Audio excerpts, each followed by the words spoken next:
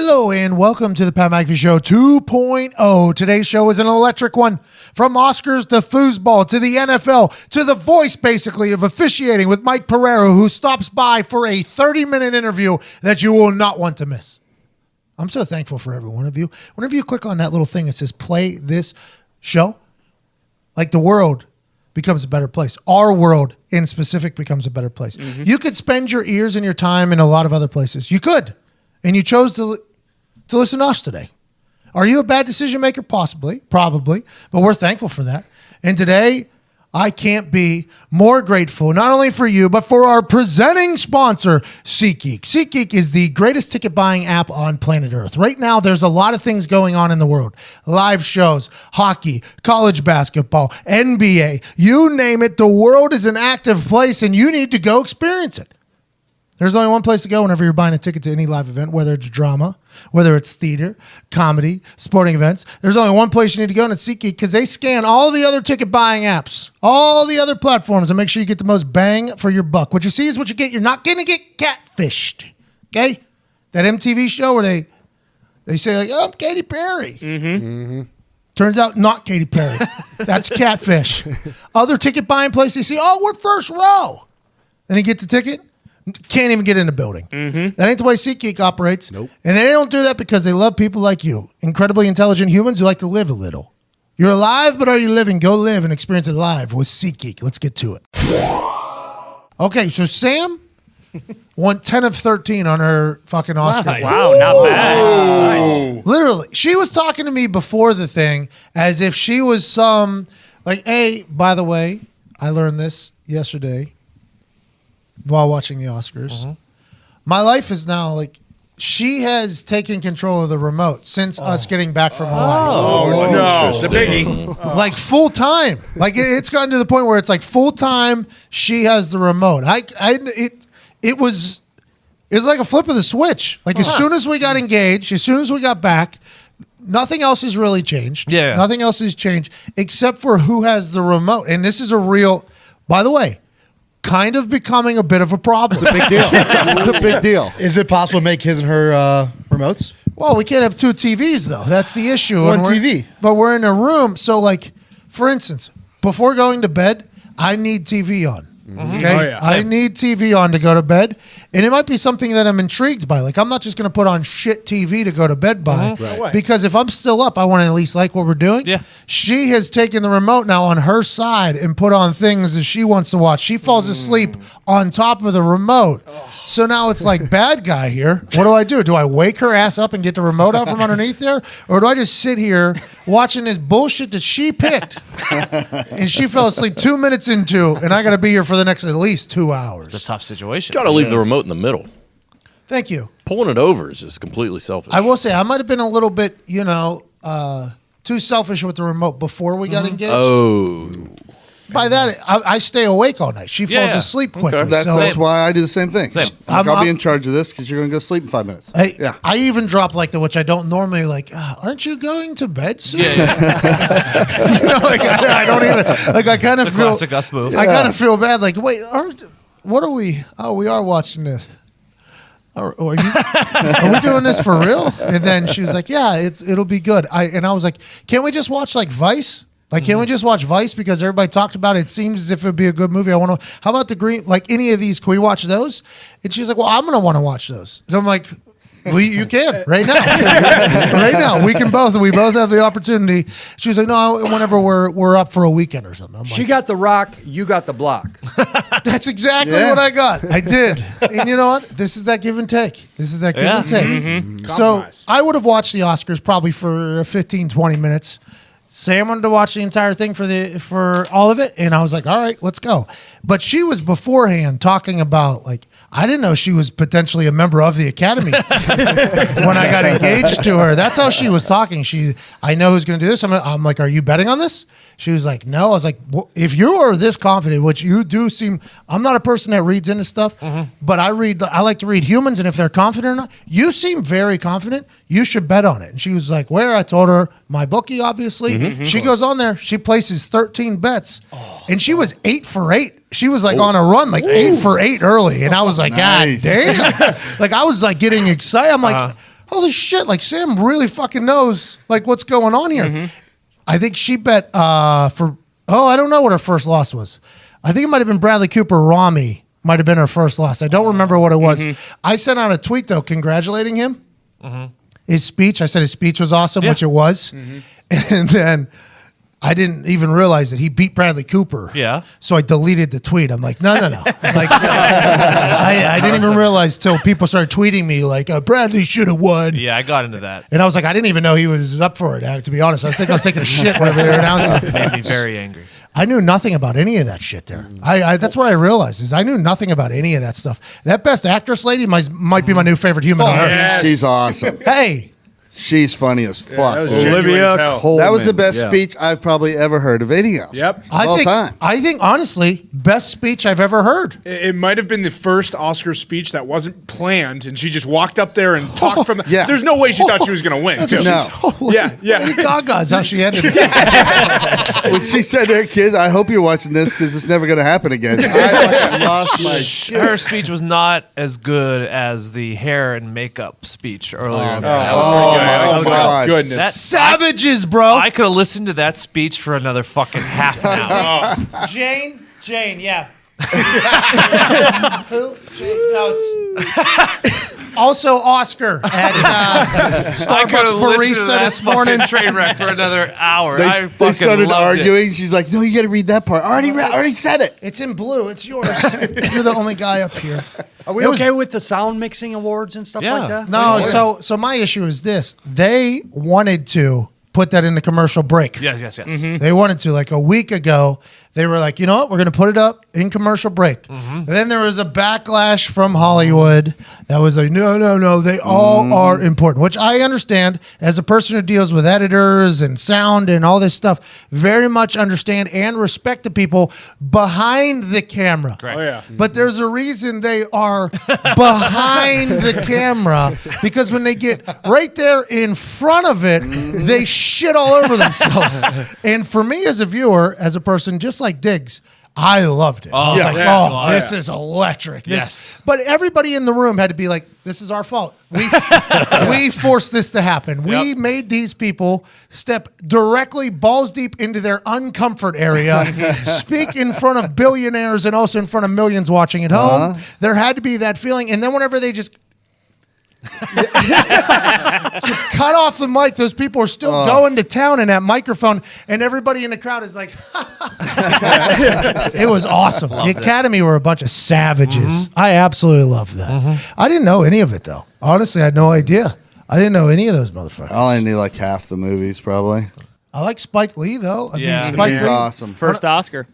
yeah. He lost his mind. Samuel L. Jackson goes up there.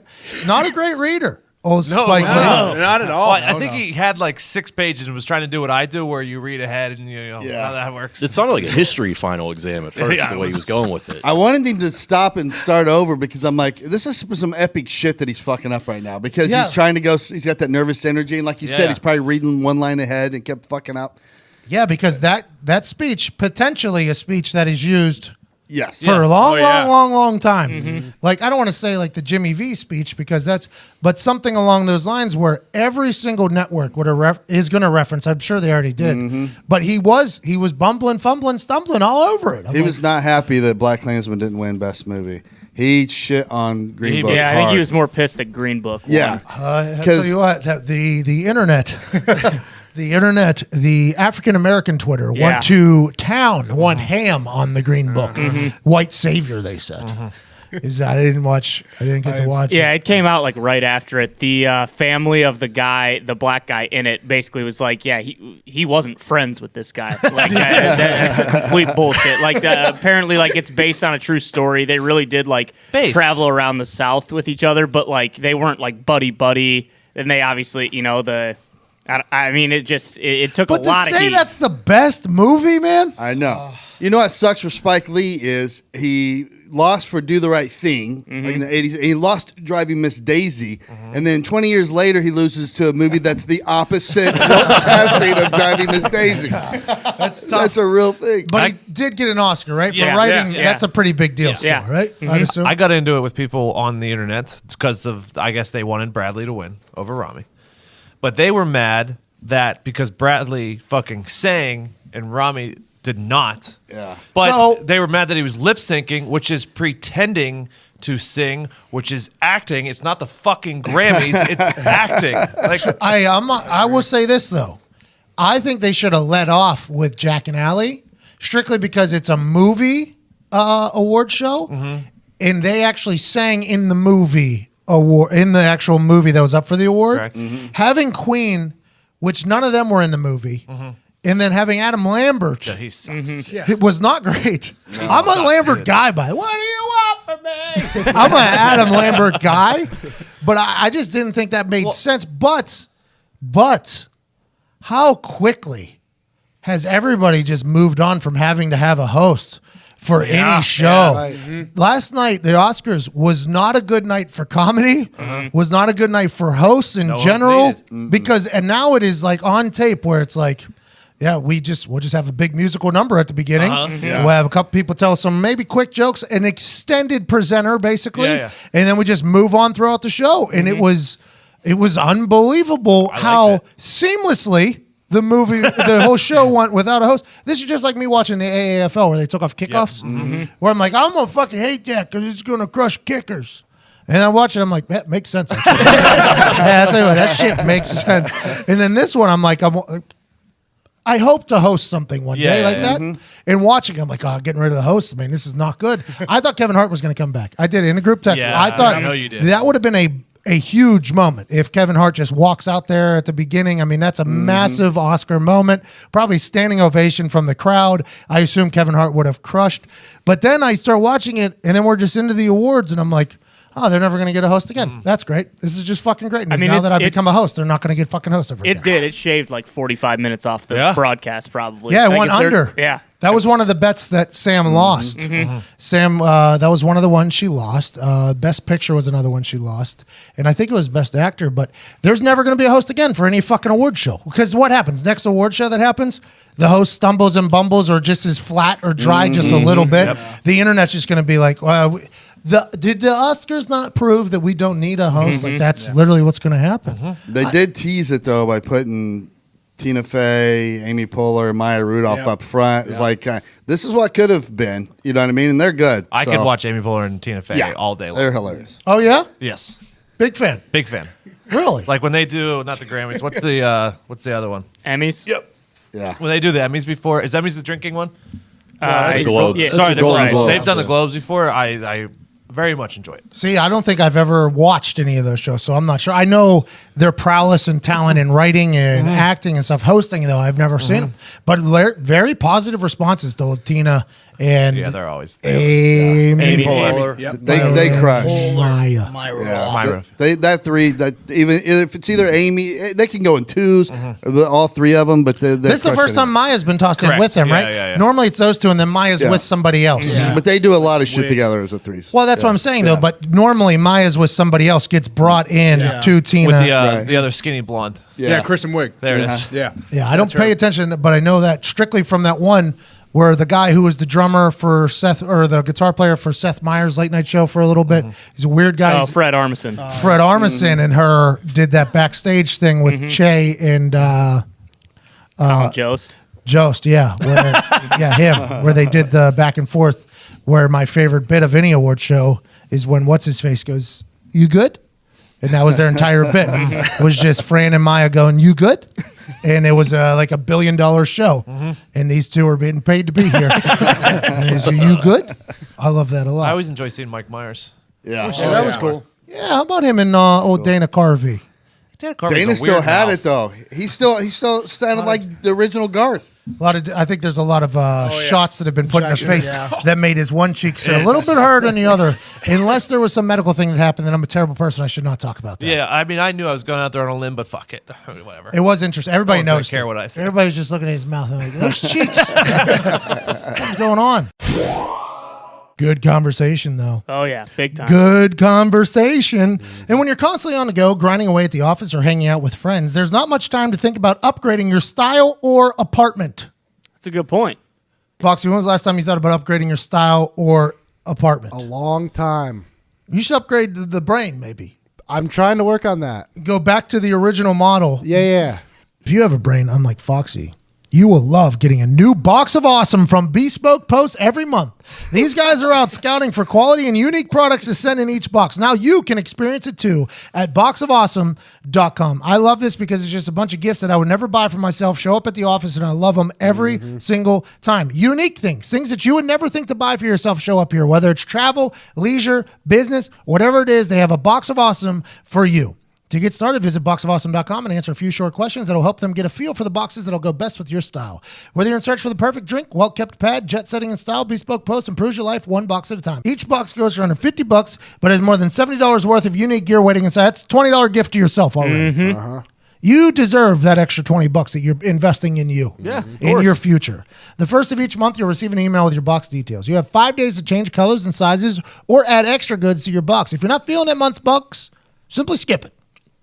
From barrel aging kits to limited edition cigars, weekender bags to classy dop kits, Bespoke Post offers essential goods and guidance for the modern man. To receive 20% off your first subscription box, go to boxofawesome.com and enter code Heartland at checkout. That's boxofawesome.com, code Heartland for 20% off your first box. Bespoke Post, theme boxes for guys that give a damn. Also, do you remember 1989? No, that was the year before I was born. Same. Well, you get it. No. Yeah, I wasn't born yet. What year were you born? 94. Okay, so that would be... What are you asking? 5 years before? There we go, Foxy. Okay. I thought you were asking my age, maybe. Well, anyways, 1989, great year, because that was the year the World Wide Web was invented. We've come a long way in 30 years, haven't we? Oh, yeah. So why does it feel like the software you use every day at work is stuck in the past? Take a leap into the future by finding the right software for your business on capterra.com. You remember 1999?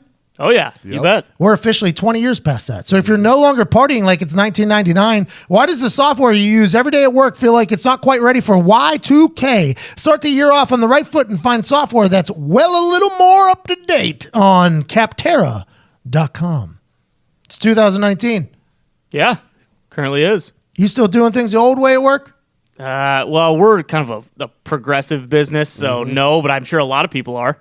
New year, new you. So start the year off right by replacing the software that causes you angst and agony every day. You know the one. You can't find software you love that fits your business needs? Go to capterra.com. Okay. Capterra is the leading free online resource to help you find the best software solution for your business. With over 700,000 reviews of product. By the way, my favorite review of this podcast will get at least 2 shirts. My favorite recent review, like within the next couple of days, will get 2 free St. Patty shirts of their choice. Nice. Ty Schmidt will definitely pick his favorite and let me know what they are. But 2 free shirts if your review of this podcast is a good one. Subscribe, rate, review. Because capterra.com, they got over 700,000 reviews from products from real software users. Discover everything you need to make an informed decision. Search more than 700 specific categories of software. Everything from project management. Yep. Email marketing, Sure. yoga studio management software. They have it all. No matter what kind of software your business needs, Capterra makes it easy to discover the right solution fast. Join the millions of people who use Capterra each month to find the right tools for their business. Visit capterra.com/America for free today to find the right tools to make 2019 the year for your business. Capterra, capterra.com/AMERICA, capterra.com/America. 2019 is not just a year, it's the year to upgrade and update your software.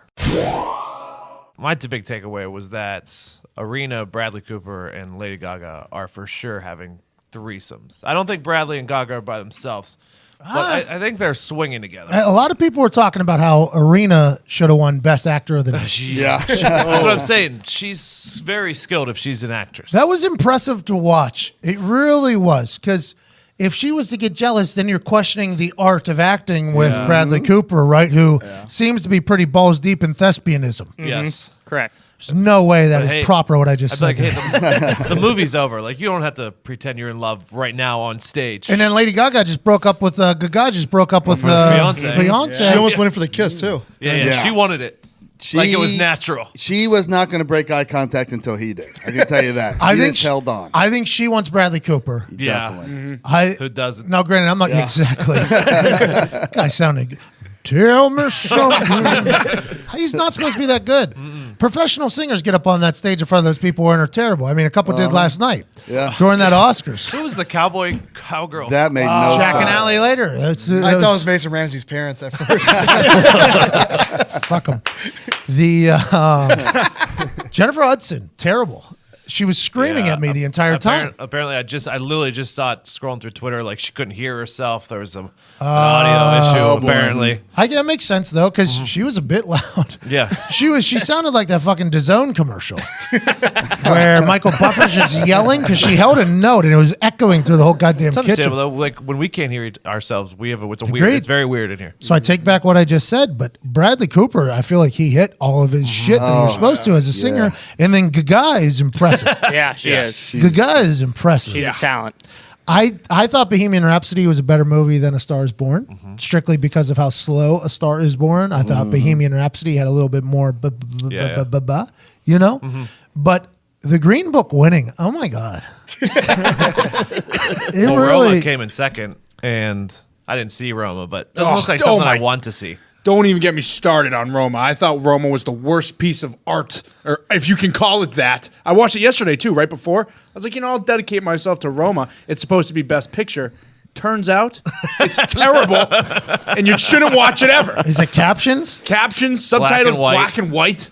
I mean, come on here. That's interesting, man. I saw that the homie Smallfoot was on the pre-show. Oh yeah, I was a big fan of the homie Smallfoot. I think they did a breakdown of every movie that got released this year. Yeah. And I thought they were all the nominees. So like, I was like, oh, I've seen a lot of these movies. Sam was like, these are just movies that happened. I was like, of course, of course. I want to know, did all the favorites win? Is that why Sam knew everything? No, not at all. Green Book was a massive underdog. But I'm talking Sam with 10 of 13. She didn't get the Green Book. She didn't get the supporting actress. The favorite was Glenn Close because she had been nominated 7 times and hadn't won yet. So everybody thought it was going to be their year to make things Okay, right. so that's the one she got wrong. She got that one wrong, not the best actor one. She did pull for Rami, who I did not know was from Egypt, by the way. Oh, yeah. Nice. I had no idea. I think he went to University of Evansville, too, here in Indiana at some point, which is crazy. He's that guy's a talent, man. Yeah, Mr. Robot season 1, incredible TV. Yeah, he's good. Yeah. He's really good. Speaking of impressive, Mahershala Ali, is that his back? He's so is that smooth. back-to-back Oscars for him in consecutive years? Year apart. Year apart. Yeah. And he's 2 out of the last 3. He got a trophy, and nobody really knows this guy. Well, and the community hates him too because Green Book. Well, nobody wanted Green Book to win, so that's like a very difficult scene for Mahershala Ali. I know him from House of Cards, by the way. Yep. That's where he was a lobbyist, a great lobbyist back in the day. Great. Good ball player too. Smooth, attractive man. Another reason Good it was a ball long player, shot was because the Fairley brother Peter had that scandal where he was showing his dick to everybody on the set. Yeah, but we're used to that now. So Hey, wasn't there another scandal too with? Yeah, Bohemian Rhapsody. Their director got Yeah. in a bunch of allegations with like sexual assault and stuff like so that. automatically in this day and age, right now in Hollywood especially, I thought, well, those won't get picked because of those scandals. And then, lo and behold. Nice. Nice, Hollywood. Get up on that microphone. Tell me why I'm a terrible person. And have 2 of your best pictures have sex scandals rocked in them. I didn't know that. Yeah. I had no idea. Hey, let me ask you something.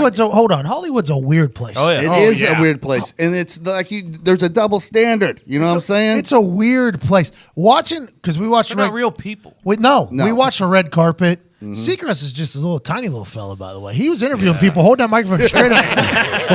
Just like this. I ain't never seen anything like it before. He was like this. I'm like, yo, that guy must be 5'2". He was holding his mic up like this for somebody. And you would think they give him like a box maybe to stand on, which they might. I don't know. I didn't miss. He has his own collection of suits, by the way. He was wearing them last night. Of course. Plugged it a couple times. That whole red carpet, the interviews, terrible. Yeah. watched It was so awkward, man. They're terrible interviews. I'm being forced to watch this thing. I'm like, all right, I'm going to enjoy it at least.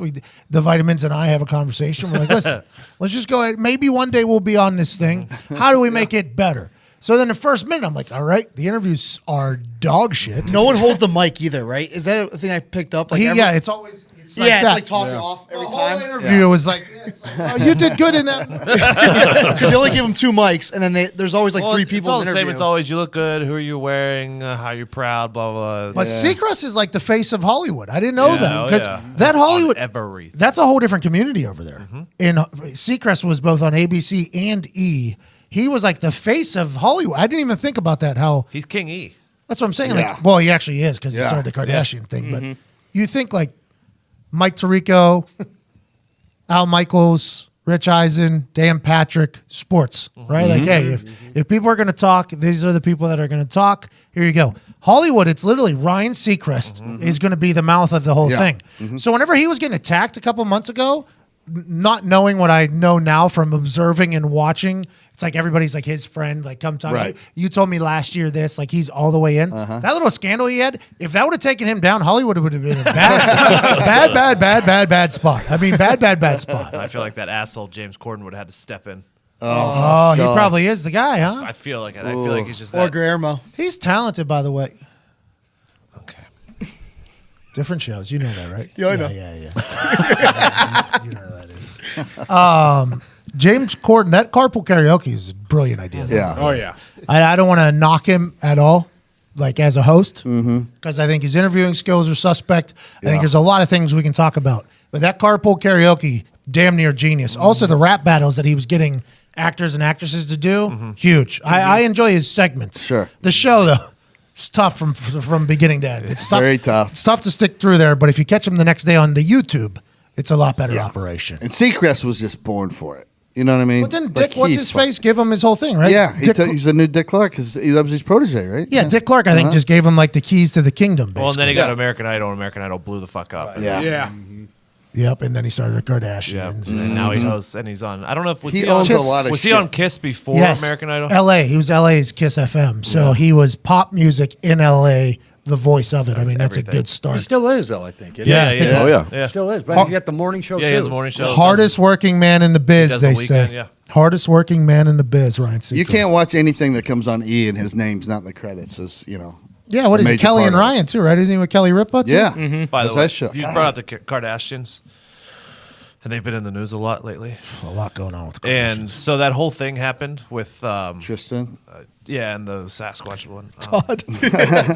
He watches. But anyways, and of course, my girlfriend watches it, and she brings it up, and she's like, "Can you believe this shit?" And my first question was, "When's the new season come out?" And she goes, "It's actually this week." And I'm like, "Thank you." It's fucking Yeah, it's Kris Jenner. That's what Kris Jenner does. The Machine. devil works hard. Kris Jenner works harder. That lady will not stop until she's a billionaire, and it's going to be soon. I think it's going to be soon. One of her daughters. But people are still buying it.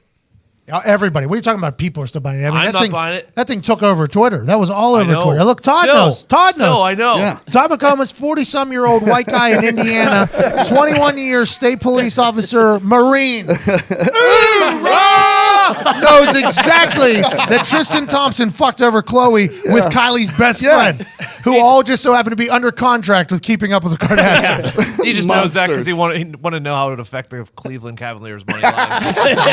You degenerate fuck. Not a bad play, though, by the way. He might be a little bit more focused on basketball now that he's got the whole world coming against him, like That's Kobe, true. That's Michael true. Jordan, all these people, and there's outside distractions normally that dial in a little bit. Yeah. Not saying that Tristan's good at basketball, but what a wild scene it is over there. Yeah, they're incredible. They're great promoters. She's the female Vince McMahon. Yes. That's what she's. Easily. That's exactly what she is. I assume the Kardashians will become a public traded company at some point. I am being serious when I say that, and I think she'll cash out for probably $5-6 billion, and that's just how it goes. You had a question though. I did. Lady Gaga, who I love. Don't Gaga. get me wrong. I mean, I'd go see her in concert. If she came to Yeah, but Indianapolis, you'd crush. I would go. I love watching her. But I've seen her on other award shows, and it's like, hon, you've been at the top of your game for a lot of years. Don't act so surprised that you win these awards. Oh, It's you're just saying everybody's saying it was fake. oh my God. I saw the Rappaport today. She's emotional. Mike I get Rappaport. it, but, you know. Michael you're Rappaport. Gaga. Michael Rappaport was like, it's a fake. Who's a bigger fake crier or somebody else? And I didn't even think that people were thinking she was being a fake crier. I think she's just a dramatic person. I agree. I thought- Very. Yeah. Extremely. Well, also the love of her life is sitting with Yes.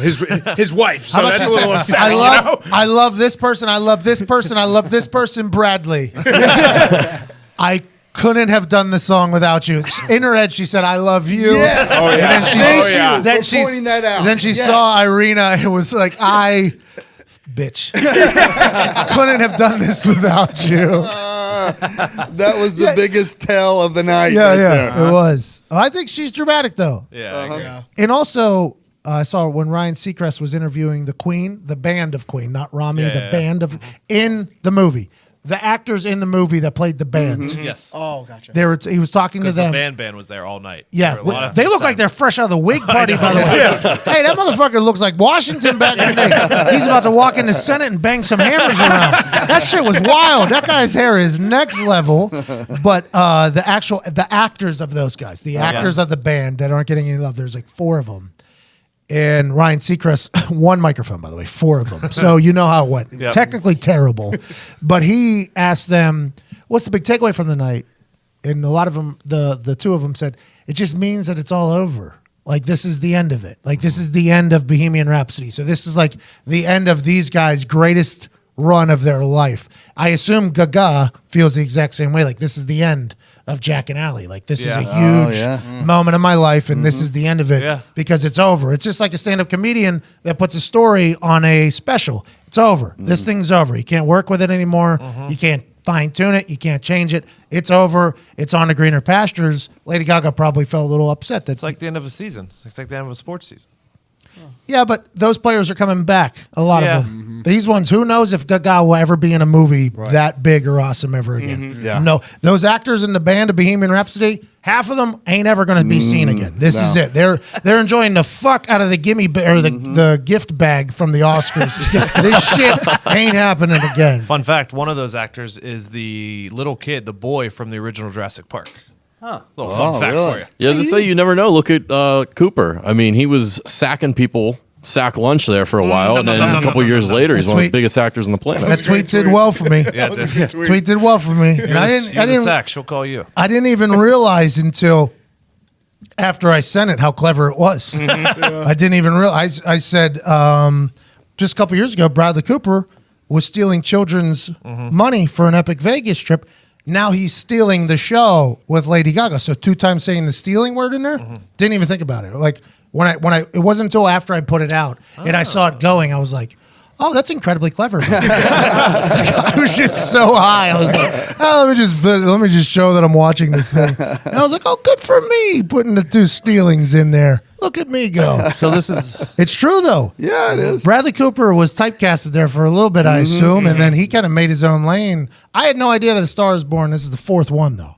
I had no Yes. clue that this is 4 of them. 4 of them. he made his way out of that typecast in the 4 of them. You told me 3 yesterday, and then my fucking Academy girlfriend was like 4. And I was Wow. like, wow, you got it. But Streisand crossed yesterday. Yeah. Yeah. And who's that other one? Bette Midler. The witch. She was one of the witches. Oh, yeah. Hey, Bette good Midler. call. Well, Jack Sam made me watch Nicholson that for movie. the first time. No, this is the second Hocus time B. Pocus, Coop, or- his acting partner, has got more praise than he has in an Oscar-nominated movie. Because what was the one with Yeah. Jennifer Lawrence? Silver Yeah. Linings Silver Playbook. Lining, Yeah, but you know, the holder is just as important as the kicker. Hey, I Nobody agree. knows. I thought he did an incredible job. I do too. I did too. I mean, it's like a Leo situation. He had to wait a really long time Correct. before he got his first one, so it'll happen eventually. Do you think that's like an inside joke with the Academy? Like, hey, these people, Leo, Cooper, that close little lady, like, yeah, let's. This is something that people talk about. Let's deliberately fuck over this guy. Well, I think sometimes it's like they end up giving him they give him an Oscar for something they didn't deserve it for, just as like we're sorry that it took this long Like the for us to remedy. actually Oh, give it's you like one. a life award. Right, It's like- like a life That's achievement. what I was Yeah. thinking was going to happen with Samuel L. Jackson because he's never won one. So I could see them giving him Spike some Lee? type of like lifetime achievement award. Spike Lee. No, Samuel L. Oh, I didn't even know Samuel other than announcing it. Oh, you said he's never won He's an Oscar? never won one. So you just thought last night they were just going to pop Well, off? he was up there presenting. It popped in my mind. I was like, has he ever won one? I Googled it. No, he hadn't. So I'm thinking like down the road at some point, I could see them doing that, like giving him the lifetime Yeah. award. He's gonna stop doing shitty movies. Samuel L. Jackson was he? Well, no, he picks. He does every single movie that's put in front of him. He's a working actor, you know? Yeah. The Aquafina. I love her. I think I'm a fan of hers Yeah. as well. She's drinking funny, out of her man. purse. That was awesome. I didn't like her that much last night, but in Crazy Rich Asians, I believe this is the name, Crazy Stupid something. Watch that movie. Great in that movie. Crazy Stupid Love, different movie. Crazy Rich Asians, definitely a movie that was talked great. about by Ryan Seacrest and many Asians on the red carpet. Did not ask any of the white people about Crazy Rich Asians. It's kind of interesting to me. But Ryan Seacrest had a good beard. I don't know if anybody saw it. His beard was, I mean, I think old Cuzzy came in, Balance the barber came in. And I think he sprayed it down. It looked like he potentially sprayed it down. I enjoyed the Oscars, though. I was forced to watch it. Definitely forced to watch That is it. a nice beard. Cruel and unusual punishment at points for how terrible a lot of things were. There was a lot of really bad moments in there. I would be a fan. for Melissa McCarthy. Oh, yes. She dominated. There is a lady that can turn a situation that's monotonous, terrible, boring, nobody wants to hear, and made it magical. I don't even know who the guy was next to her, Was but it Paperboy? good for him, too. I didn't see. I'm not sure. Good for him, too. I mean, that guy bought in full character. Melissa McCarthy went out there and dominated. she's that so little funny. bunny, I was dying. She did it for high people. I know she did it for me. And then the back of that dress had a bunch of I am on record as saying I'm a big Melissa McCarthy fan. Yeah, yes. Oh yeah, I've watched She's The awesome. Boss. I think she is them all. genuinely a funny person. I've not seen that most recent one though, the serious one. Yeah, please Yeah, I haven't forgive me. either. Yeah, please forgive me or something like that. It's supposed to be pretty good. I watched the first scene. She chugs a glass of whiskey on the rocks. Somebody behind her goes, "You're not supposed to drink on the job." And she goes, "Well, fuck whoever said that." And turns around, it's her boss. So she chugs it, throws the ice into the trash can, and puts her cup into her briefcase, and then walks out. And that's how the movie starts. I'm like, I'm gonna come back to this one. I think this could be a good one. It was gonna be a sleeper for me. I like Melissa McCarthy a lot, though. That needed to be said. Very, very funny. Yep. Jennifer Lopez still very hot. Yep. How old is she? 50. Hey, A-Rod's an interesting dude. Why man. were they there? She was a presenter. Yeah, I know that, but like, why? Hey, They couldn't A-Rod's- find someone else who was. A-Rod's an interesting cat, though. His Yeah. face looks like he's just kind of, like Confused, Will I think. Ferrell talks about his impression of George Bush, and he said when I do George Bush, my face just has no idea what the brain and mouth are saying, so they just don't match up with each other. And he said he feels as if there's something that happens from brain to mouth where something gets lost. And he said that's my impression. A-Rod, it looks like his face has no idea what's going on. Like his reactions, he's like smiling He's and a like, robot. yeah, exactly. He's like he's bebopping, like, and then he was telling J-Lo he wanted to stand at the next spot on the red carpet. It was just. A-Rod's an interesting. I don't think I fully understand the A-Rod. I don't think anyone does. He fits in at Hollywood because he's also not a fucking real human. There not a lot of real humans out there. That lady who won Best Actress, real human. Real human. You could really shows. He should have wore black, by the way, with her dress. I think. I mean, if we're gonna go red carpet fashion diving, she wore like a disco ball, Right. and he wore white. Correct. Think you should have went with black. I agree. Personally, just make it look a little bit better in my eyes. But hey, who am I to judge billionaire A-Rod? I'm not. I didn't know thought Jason anything. Momoa had the best suit. Oh, Great. yeah. That fucking was suit wild. The matching wild, scrunchie dude. was awesome. Oh Did my you see him when he God. put it on? Oh, there was an after party. He put it on, and it was the most perfect ponytail I think I've ever seen in my entire life. He's dating stud. Kravitz. Yeah, Yeah. his Yeah. ex-wife. Zoe, that's his ex-wife. Lenny Kravitz's ex-wife, yeah. No, it's his Lenny daughter. Kravitz's His daughter. You're unbelievable. That he's dating? You're unbelievable. No, he's dating his ex-wife. No, that's Lisa Bonet. Yeah, that's who he was with. Lisa That Bonet. lady is his daughter. No, Zoe. Is his daughter. Yeah. Lenny Not Kravitz. Lisa. Lisa Bonet's his ex-wife. He was with Lisa Bonet last night. There we go. I heard the name Zoe Kravitz though for sure in the post thing while he's standing with her. Zoe Kravitz was said. So maybe Yeah. the people at E need to apologize. I got to apologize to Zito. I thought that was Zoe Kravitz sitting next to him on stage. Yeah, turns out That's his wife. it's Lisa Bonet. Bonet. Holy crap! Ramsey. Well, she's a lot older than him, right? Very older. Yes. Yeah. Yeah, She looks great. yeah. Lord. I was. Take it easy, Gorm. I'm just saying. I thought it was the daughter. Story about his suit, though. Hey, Aquaman. She's 51. Aquaman will come in and flip you and fucking half. What a human he is. Yeah. And that flow is incredible. Yeah. A story about that suit, though. The guy who made it died 2 days after. After he made the suit? Yeah, so it's like the designer, Are you whoever serious? that guy is. That Yeah, thing's gonna be worth a fuck. If I assume it's a famous. it's a very designer. famous designer. Yeah. You should have heard Cuzzies on the TV talking about these people's Oh design. yeah. Lady Gaga had a $30 million thing on her chest. Tiffany's. What? Oh, yeah. As a guy who stopped at Tiffany's looking at engagement rings, they are known for overpriced diamonds. I will let that be known. But yeah, she had a $30 million thing. Yeah. Wow. How about old buddy from Pittsburgh, black guy who had the dress on? Did you see that? Oh yeah, I did see. I did not know who he was or Right. that he was from there, but I did see the picture. He's from Pittsburgh. Billy Roberts, I think is his name. He's from Pittsburgh. They did an interview with him. Fashion capital of the world. Well, and he said, shout out Pittsburgh. And I was like, they were talking about how he won the night. And I was like, yeah, that's what we do. makes He was stunting. That's what we in do. that dress. He was stunting out there. I thought it was going to be just like for instance, if we ever get on one of these carpets, somebody wants to wear a dress like the Cuzzy did, it should just be a snap off There with it is. pants on underneath, right? You just put that thing around because those, I don't know how they fit in any of those fucking chairs. I've been to a movie theater. I've been to a theater. Those are tiny little seats. Those people have heaping dresses. How do they fit into the fucking thing? I think they're great tiny question. little people. And what is it, 3 hours and 23? They are tiny little Yeah. pieces. Seacrest, though, was holding that. Seacrest was holding that thing up. They are probably little tiny little people. Yeah. Hollywood's a weird place. Very weird place, man. Very weird place. What would have won for you, Ty? What would have been Best Picture? I personally would have given it to A Star Is Born. Really? Yeah. How come? Because it had everything that you say it needed to have? Well, I feel like that had it was like kind of not middle America, but like more people saw that. I guess maybe Bohemian Rhapsody, but I also think it's very hard to direct, act, and I think all like the roles in it were perfect. So Bradley Cooper directed that thing, which means he's behind cameras, setting up cameras. Right, he's setting up the scene every single time, and then getting in front of the camera and acting. Ugh. That's That's a lot of fucking work. Playing Yeah. guitar. And singing and playing the guitar. Tell me something, girl. Also, Diggs mentioned earlier, he used to be like an alcoholic, and I feel like it's very hard to like. It's very noticeable if you're acting drunk and it doesn't like seem genuine. Like he seemed like a fucking booze hound the entire time. You guys letting people in here? This isn't your type of place. They got alcohol? Yeah, it's my type of place. Is this am I hallucinating? That is one of the first scenes. Yeah. I really enjoyed the candidness of it. Mm-hmm. I just thought it was a little slow.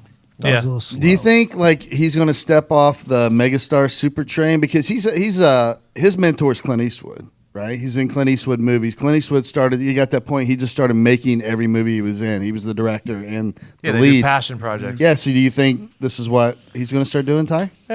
hope so. Not necessarily. He said he's got another one on deck. like he will, but I don't think he's gonna do like Eastwood picks one. You know, like I think he's still gonna act quite a bit. Like I don't think he's gonna switch over to where he's only directing the stuff that he's in. Bradley, they said this was a passion project for you. Do you know what you're going to do next? Said Ryan Seacrest. Bradley goes, I do. Well, are you going to share with that? No. That honestly bothered me. Yes. That literally bothered me. It was very tough to understand. I mean, it was makes no sense. Put a Boom fucking mic. lav on the guy. Yeah. Or just hand them a mic. They know how to fucking No, they use do the mic. that, but then they have like 5 guys and they all have to split yeah, a yeah, mic. yeah. It's the dumbest thing. It's very tough. I mean, this is the awards for putting together production and shit. And it's the worst produced thing. This has always been my question about these things. How can it be so bad when you have so many entertaining? It's because they're all in this audience. Yeah. Yes. And the amateurs like the AAFL are playing quarterback. Makes sense. Makes a lot of sense. How about sports talk? Do we have any sports talk? want some Robert hockey Kraft. talk? We even talked to Robert Kraft on this podcast. Fuck Robert Kraft. It's hockey talk time. Oh, hockey talk will stay for a second because Robert Kraft, a bit more topical. God damn it. Robert Kraft has been two Yes. solicitations of prostitution thing because he was a regular at a rub and tug called the Oasis Spa. Orchid. Orchid, right? Yeah, Orchid. Orchid. I think everybody has the same question here. Obviously, anything that's happening in those rub and tugs is terrible. The people are flown in. It's a terrible thing. I think everybody has the same question, though, is like, you have $1 billion. You would $1 billion. assume that if you wanted to get a little blowski and you couldn't get it as a billionaire, Yes. you could have one of these ladies of the evening who sign up to be ladies of the evening for whatever reasons they are.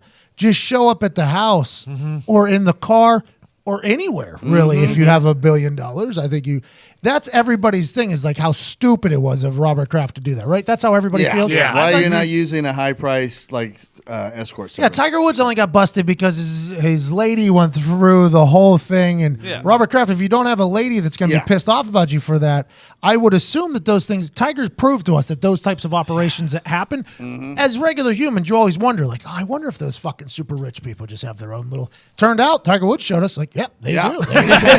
They absolutely do. And it makes you wonder, like, why didn't that happen with old Robert Kraft? I think he might have lived near there.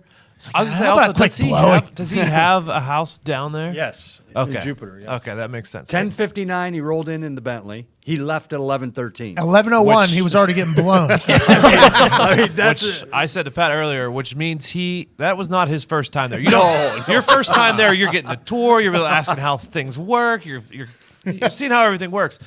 14 minutes in and out is not your first time. He goes out of the Bentley, tips the cap to the lady at the front. You know the deal. Boom, within 120 seconds of leaving the Bentley, he's getting blown by lady. Less than a few minutes, they say. She cleans him up, pays. He's on a Bentley right to the AFC Championship game. What a fucking life. Efficient life. The wording was so awkward, too. It's like they had a quick hug, and then she just started sucking him off. She's a gentleman. Sucking me off. He's a gentleman. Nobody knows what he's going to do. It was so efficient. It made me think, like, is that a pregame ritual for him? Because it was on game day. It was what AFC Championship. What if this is what takes down the dynasty? What if this is what ends the Patriots? Is the owner no longer can go into his local rub and tug and get because he's potentially paying a very large fine, I assume, to the entire city of Jupiter. Okay, yeah, for that. So like for the video not to get out. The NFL can only fine him $500,000, which I guess compared to his, I saw a tweet about it. Compared to what he makes, it's like $2 for the rest of us. But dollar saved is dollar. They'll suspend him. You know, he's going to get a 6-game suspension or something where he can't show up at Gillette. Oh no, he has to watch the game in his giant mansion while getting blown. He'll watch it. I was about to say he'll watch it from the Oasis. Good for old Robert. Oh wait, Kraft. Connor, did your friend ever go to the Goodfellas Pizza across the street? No, I think that guy was just throwing out shade. We had inside scoops there at Goodfellas Pizza across the street. A guy named Joe answered the phone. Connor was talking to him. Connor decided to go with an angle that he was on the practice squad of the New England Patriots and wanted to know what happened. And the guy named Joe on the phone was like, what do you want to know? And we were all like, ask him if he's seen him. He's like, maybe I have pictures. So I think, now granted, Joe from Goodfellas could have been fucking with a guy who was fucking with him. You know, it could have been reciprocating fucking with. Fuckery. Yep. But that spa plaza did look pretty wide open. I mean, he was getting plaza blowjobs there. And a Bentley's rolling up. You're like, that's not going to cause any problems. Nobody will even notice. Look, Jupiter, though, is filled with a bunch of big names. Yes. That's why when Schefter said that his isn't the biggest name on the list, which is getting called into question now, by the way, the local authorities said, we have no idea what bigger name could be on this. So Schefter, an atom bomb could have missed the target, which is not good news. Well, we started going through the Jupiter population. Like who celebrities that live in Jupiter? I was all in on Michael Jordan stopping by a Plaza Rub and Tuck. Turns out he didn't. Turns out I was all in on Slick Willie. Bill Clinton? Yeah. Yeah, Bill Clinton was stopping down at the Oasis. Yeah. It is so weird to me, though. There has to be more to this. There's no way that Robert Kraft, like he just stumbles upon this one, most successful owner in all of professional sports, right? That's what we can call the Patriots. Sure. Yeah. We can call them the most successful dynasty right now in the history of sports, For sure. just in general. Maybe Andre the Giant had a little bit more of a dominant run back in the day, but I don't know if there's any other sports team that could even come close to what the Patriots have done. Most successful owner is walking in there, getting blown and leaving for no reason. There has to be something going on, man. What do you think? What do you He's just too smart of a guy. In my head, he's too smart of a guy to do that. Chris Carter was saying it at a symposium that Robert Kraft was paying for, right? Robert Kraft was employing him to speak of this as one of the owners, saying, hey, you need a fall guy? If you're a billionaire and you want to pay for a blowjob, I think you need a fall guy for that blowjob. Or a body double. that would be his excuse. That's what R. Kelly pulled. He said it was tape's his brother when it was back in Standard. That's all coming back to get his ass right now, by the way. Yeah. They got like 3 different videos of him. So you think the tape doesn't see the light of day because he's going to pay for it too? Yeah, Jupiter's about to get some upgrades. I don't think that video's ever coming out. Everyone's driving around in Corvettes. By the way, if that video does come out, that means nobody's safe. I also think it's going to be hysterical if that video comes All of them will come out if the Bob Kraft comes out. For Well, that's sure. what I'm saying. If a billionaire Yeah. can't is hide. exactly, if a billionaire can't hide something, that means everything, forever. That's an insane story, though. Took over the world Friday there afternoon. Took over St. Patty's Day sale. Took over the St. Patty's Day sale, which did did. well, by the way. Today at roughly noon 30, we will be announcing the rankings. CFO Uncle Phil is coming into town to do the debut. I will tell you what. It was an electric time watching the standings on that final day. There was a lot of movement of shirts. There was about 6 that were in play. Top 3 get bonuses, and the pub gets a bar if they get into the top 3. Yep. There was 6 shirts. The 6th one kind of fell off, but there was 5 shirts that were in the running for the top 3 there. Really, really, really fucking close. Excited to make the announcement. Can I ask an honest question? If you guys are in the top 3 and you get a bar for the pub, where the fuck is a bar going to fit in the pub? Oh, between the 2 rooms. Champions Corner. Yeah, Champions Champions Corner. Corner. So it's like a 2x2 bar. We're upgrading content. No, there's now. still plenty of room. I've been to your house. Champions Corner, pretty small little corner. It's the bar cannot be bigger than this table. It's a pretty small little corner. It could probably right? be double that table. Yeah. There is not room for 2 of you in those videos that you guys shoot. There's only that's a solo rider. Because it's a small bar. That's a small corner. That's what we're saying. Thanks for making my point, Cito. Zito would like to go on the plaintiff side.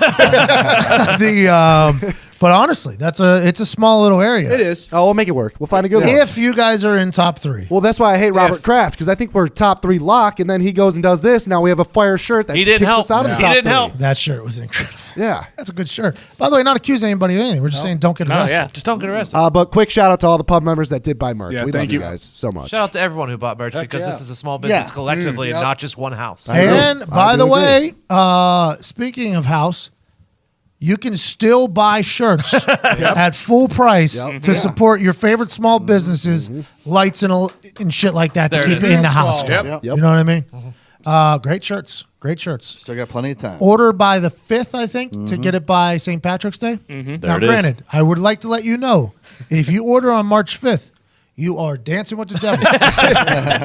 You are dancing with the devil. We obviously do not create the shirts and ship them ourselves. Right. We have a company that does it. They sometimes, I don't know what's going to happen. You keep us updated, but let's get it by the 4th, maybe 3rd, maybe the idea. 2nd. Yeah, don't procrastinate. Today. Get it today. Why wait?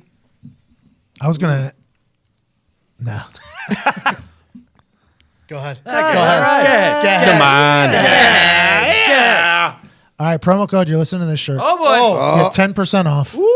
St. Pat, 15% off. Wow. St. Patty's Day 2019 gear. Promo code is Bobby Kraft? Orchid. How about Happy Orchid? ending. Happy ending. Orchid Spa. Orchids. Orchid Spa. Orchid Spa discount. ORCHIDSPA discount. Hashtag Orchid Spa discount. 15% off St. Patty's Day stuff until midnight tonight, which is Tuesday, February 26. 26th. You get it. Nice. Nailed it. All right, let's do it. It's time. Ladies and gentlemen, a sport was created in Canada where they put blades on their feet. They skated around ponds with sticks and hit rocks at each other. Then it grew to a place that had a goal. Then it grew to having rules. Then America got a hold of it and did what America does and created an entire league. It's the most electrifying live sporting event each and every single time. It is time for Hockey Talk. Just want to thank you for giving the introduction that sport deserves. It's greatly appreciated. TikTok, my friend. You better get to go. Oh, you don't have questions? You're not going to ask me what you want to know? This is Hockey Talk, not Hockey. Well, the trade It's not deadline was hockey today. questions. It hockey. ended at 3 p.m. Okay, and the Vegas Golden Knights steal the day. They got the biggest prize. Mark Stone. Ty's been a fan of the Golden Knights since Forever. conception. Yes, I have. And I actually told Nick with this trade, I said, hey, listen, we get Stoner in the lineup. Oh, Matt Stoner. We might be hoisting Lord Stanley's Cup How coming about that? into the season. In year 2. Yeah, year 2. Wow. Mark Stone, stud scoring winger. He's going to light the lamp for the Knights. What'd you say his name was, Zito? Matt. That's weird. I thought it was his brother that got traded. Mark Stone lighting the lamp from the Carolina Hurricanes. From the Ottawa Senators to the Vegas Golden Knights. But it's going to be a bloodbath in the West. The West loaded up. Every top team in the West went ahead and picked up somebody except for Calgary. Calgary's the only team that stood pat. Okay, I made great word there at the end. I gave away, which I don't always do. I make people Venmo me for my picks. Yep. Like any good sports handicapper. Yes, obviously. I gave away my lock of the century for free on the Twitter. It was a good one. Lock of the century. Until it wasn't. It was lock of the century. Good for about 58 minutes. Yeah. It was a Stadium Series game, national TV, all eyes on us. Yep. It was against the Philadelphia Flyers in Philadelphia. Yep. Pittsburgh Penguins have the greatest hockey player to ever step on the ice in Sidney Crosby, who happens to hate Philadelphia and love the lights. Loves it. Lock of the century. Sidney Crosby will lead the Pittsburgh Penguins to a dominant upset. They will score more than 3.5 goals, and they will beat the Philadelphia Flyers. Lock of the century, you're welcome, is what I said. You're welcome. Looked good for a long time. Didn't I? Really did. I mean, I looked really good for a long time. Empty net even the last 3 minutes. Yep. We're going to pick up a trash goal. We're going to hit the over, and we're going to win. You would think, Pat. You would think. This room lost a lot of money. Yeah. A lot. Fucked me hard. Oh, yeah. Real hard. I would have hit like an $850 parlay. Oh, my We were the only game. We were all in my garage, and I had the game on in there. I was like, well, if we're all going to watch it, we might as well all put money on the Pens. Yep. Yeah, that's what we're doing here. And then all of a sudden, somehow at the end of the goddamn third period there, Matt Murray decided to fuck it all up. What is he doing? So then it goes to overtime and he fucks it up again. So then we lose and they don't score. So it's 3 under. I hammered the over for the Pens. Oh, man. And we lose. So it's not even a moral victory for my Twitter. So it's just, it's outrageous. And this is not my fault. No. This is not my fault. It's not. Good news. That was me reassuring to myself that it wasn't my fault. It wasn't your fault. Because Nick certainly made it feel like it was 100% Why my would you fault. do that? Yep. I mean, when you throw out locks of the century for a team like the Pittsburgh Penguins, who you've been to many games of. I don't know this particular team, though, to be honest. I couldn't even tell you who is on No, that's our team. fine. But you've been to many games, and Many. they've never had much success when you've been at the games. I'll tell you what, pretty big losing record whenever I'm in the building. Or when you take a stance like that, Yep. that they are the lock of the century. Not just a lock, like you used emoji for the lock. You were all Couple in on it. lines. Lock it up, I said. Lock that motherfucking shit up. Sometimes you get a feeling. But things just went from bad to worse. Then they lose 2 of their best defensemen to injuries. Then they get a guy at the deadline who's just a piece of garbage. He doesn't even belong in the NHL, and they're trading for this guy. Oh, it's a no. nightmare. Oh, boy. Eric Whoa. Branson from Vancouver. He's terrible. Whoa, that guy's terrible a penguin. player. That guy's a penguin. Have a little respect. Let's go, Pens. We're going to hope he turns it around, but we don't have a lot of faith right now. Now, listen, whenever you get into that organization, this winning Correct. organization, you turn it around. It's like the Patriots of the ice. That's what the Penguins are. Yep. The Patriots of the ice. When you get in that organization, you turn it around. That's why in games like Stadium Series where it's raining, it's a little bit of a sloppy pond. Track. A bit slippy hour. Yeah. A little bit slippy. Yeah. As opposed to normally when the ice isn't as slippy. Yeah, normally the ice not as slippy. So it's kind of what the ice is known for. I like Slippy. They lose, though. They lost. I don't know how it even happens. I got fucking crushed on the internet. I mean, all of Philadelphia came out. All of They really Philadelphia. did. Well, that's all they got to cheer for. That's all. That was their Super Bowl. Are the right Pens there. going to win the Stanley Cup? They are 1 point out of a playoff spot right now. They have a huge game tonight. Out of the Wait a playoffs? minute. A Hold huge on. game tonight against Columbus. They need to win that, Blue Jackets. and they'll be in a wild card spot. And this is probably where this team is. They're probably a wild card team. How many games we got left? Well, probably off the top of my head, let's think here. 20. Yeah, somewhere around 20 mark, 18 games, something we like got that. nothing but time. Our next shot's our best shot. We're still going to find our rhythm. Hey, you don't need to be hot now. You need to be hot when it matters. Because when it matters, and when it doesn't, it don't. Traditionally, they right, play all right. incredible in March. There's a beautiful documentary about it. Everyone's seen it. Yeah, It's the March great. of the Penguins. Yeah.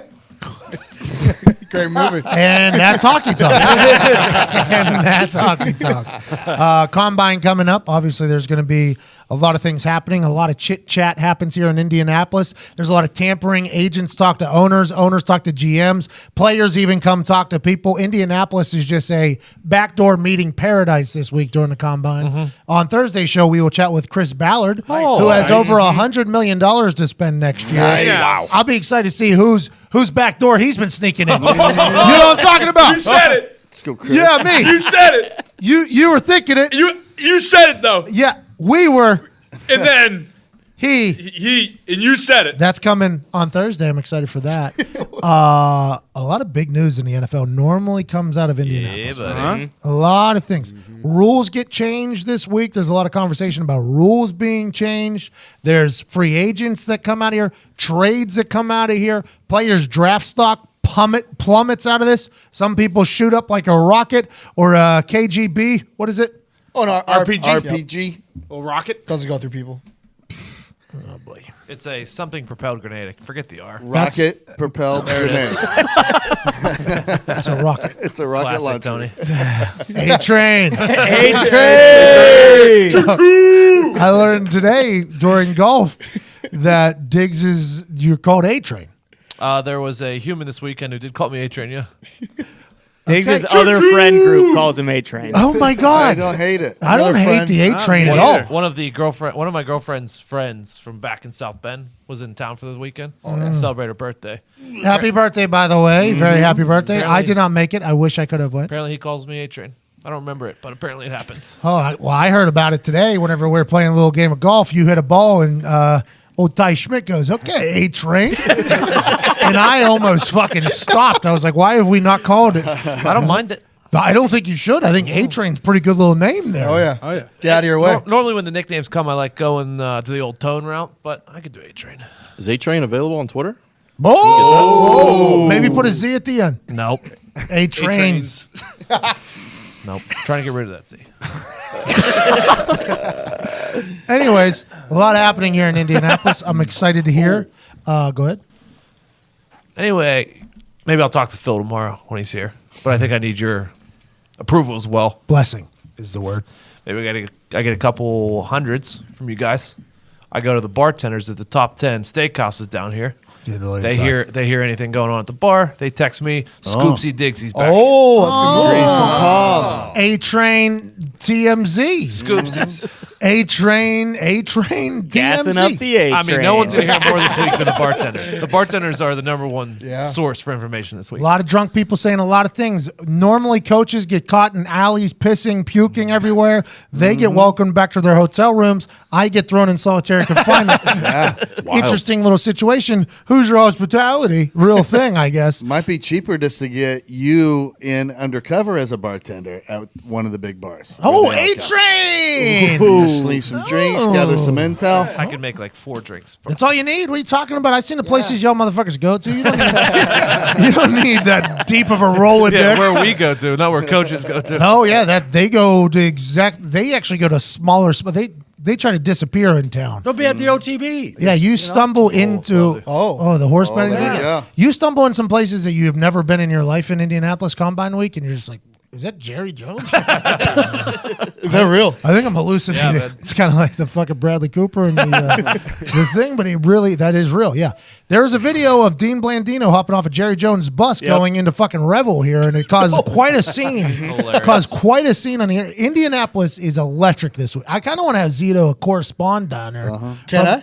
Yeah. I don't know who's going to film it or who's going to edit it. I'm going to just do this. A little selfie cam. That was Can we horrible send for Zito radio. to scope out the good rub and tugs for Robert Kraft? Oh, I should. Zito's brain changes when he gets like when you In ask front of a him. camera. Yeah, I know. That's why he's not Zito. I've been trying to figure out a way to just film him, but like from afar. You know what I mean? Like when you tell Zito to interview somebody, it's just like normal ask human questions. Oh, okay. That's crazy. Where are you from? I feel like I have some good questions. You do whenever you're not actually questioning anybody. Like, you know what I mean? Yeah. You gave a couple shots at the Zito cast, and boy, it was a little bit different than like what happens naturally. So we kind of got to film you like in Practical Jokers. I like that. Yeah, but like I just don't know the cameras not there. the cast of the Impractical Joker. We're talking about like the other people that don't know what's going on. So we will have we just gotta like scope out like a Truman Show type setup for you and just film you and have you. Wait, mic. did I find my niche? Truman Show? I think we found it for you, but yeah. Yeah, you found it. Hey, what if you just built a diner next door? Bring with cameras. Zito's just the bartender there, or the whoever's We make behind a the fake counter. bar. Hole in the Not wall. a bad play. Sign a release in here. You're about to get peppered with questions by the diner's waiter. Just go with it, all right? We're filming it all. Come on in, sit down. Look like you had a hard day. What do you do? Oh, bricklayer. I worked on a cruise ship once. Bricklayer diner in Puerto Rico. Oh, you've been to Puerto Rico. Is that your favorite place to go to? Zito's balls deep in the most intriguing interview or conversation a human has ever had in their entire life. You ever take apart a calculator?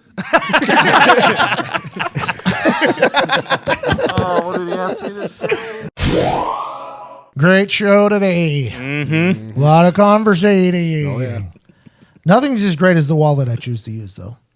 You know what wallet I use? We talk about this all the time.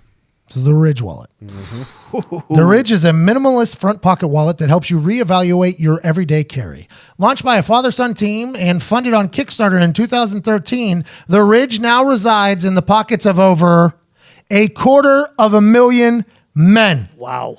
Foxy, that's more than What are you asking? this kid's brain, bro. Quarter of a million. Oh, 250,000 people. I thought you were asking for like a reference to 250,000. That's more than. Oh, boy. Yep. Can't go on vacation. Kid's not cut out for vacations. Let's call back to the earlier ad read.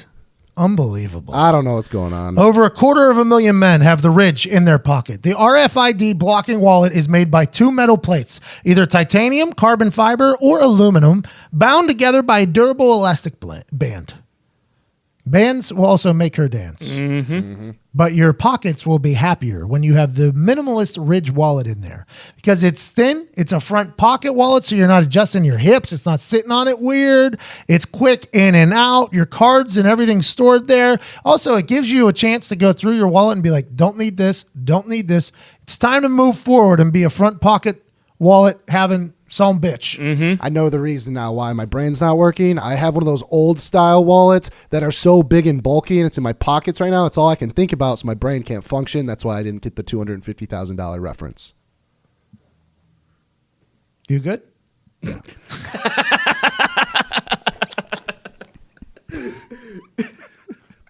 I really would like a Ridge wallet, though. I don't have one. You guys all have them. I'm jealous. No, remember when we first got this deal, there's Yeah. only one person in the office, and that person told me that if I need a quote about how great it is, just to ask him.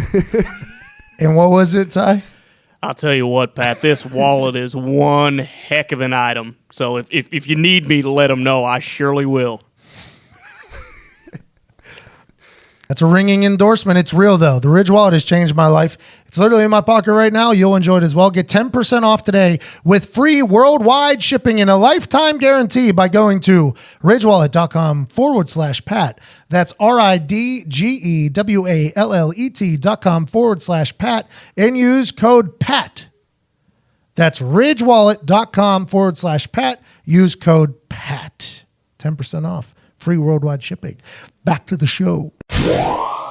Anyways, the rules committee will be meeting, and we got a chance to catch up with a guy who knows all about the rules.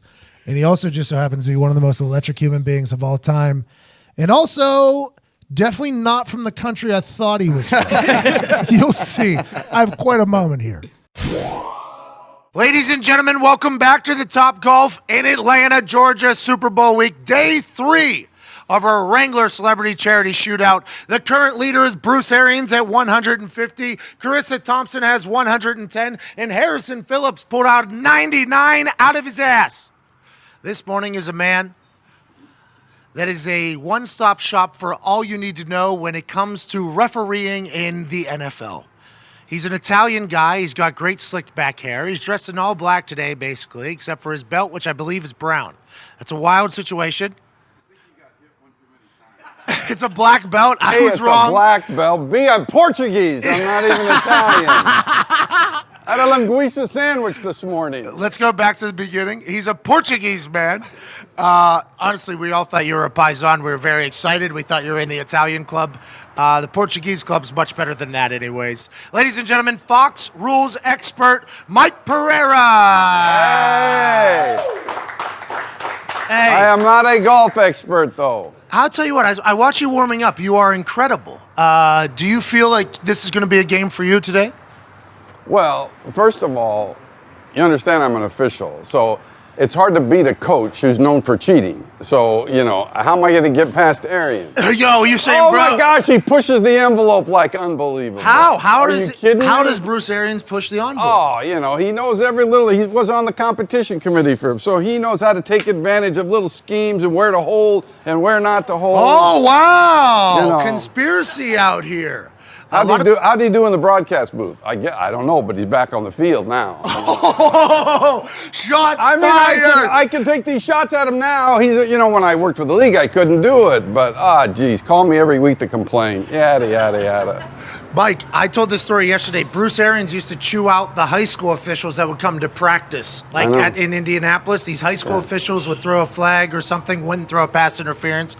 Bruce would sprint down and let them know how terrible they were. He's not the biggest fan of the refs, and I'm happy to hear on the other side you guys hate him as well. Not the biggest. He's not the biggest fan of the refs. Not the biggest. I have a question. Is referee a bad term? You said official a couple times, and I continue to say... Well, no, see, referee is the guy that wears the white hat. Everybody else are officials, you know. That's what I see. I just learned something. You've got an umpire, you got a line judge, you got a down judge, you got a side judge, you got a back judge, you got a field judge. And there's only one ref. One referee. He's the guy that turns on the microphone and... He's in charge of everything. Yeah, and he, announces in New Orleans, sorry, we missed that one. Let's go back. All right, well, you hit your first one. You got 10 balls. You want me to start already? Yeah. I will continue to hopefully learn more about officiating and your world. We'll talk about the special teams game. Hey, is there any way you guys will ever change the rule, blocking the back rule? Not you guys, because you don't work for the league anymore, but do you think the league will ever change the blocking the back rule on returns? To make it what?